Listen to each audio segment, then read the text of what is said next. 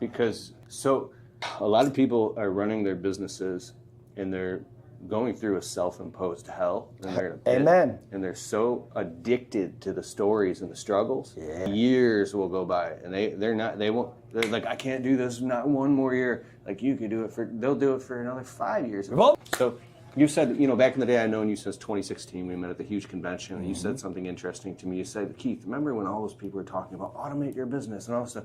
You're like, I actually went out and did the shit.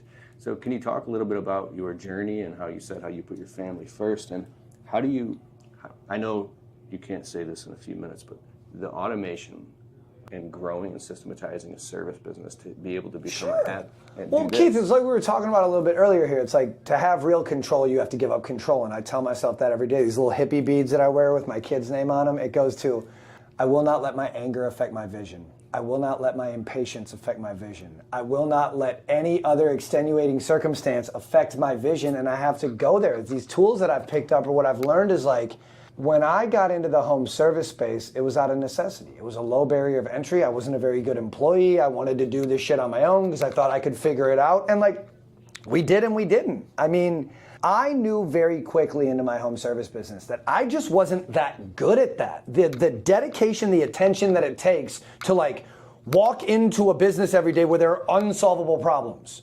Something went on the job site yesterday. This guy doesn't want to show up to work. This thing won't happen. Like, I just knew how reactive I was, and being in a seasonal place like the Twin Cities, we could only work 8 months out of the year anyways. And so I just knew that like my service company was me cutting my teeth, understanding what I was really put on this earth to do.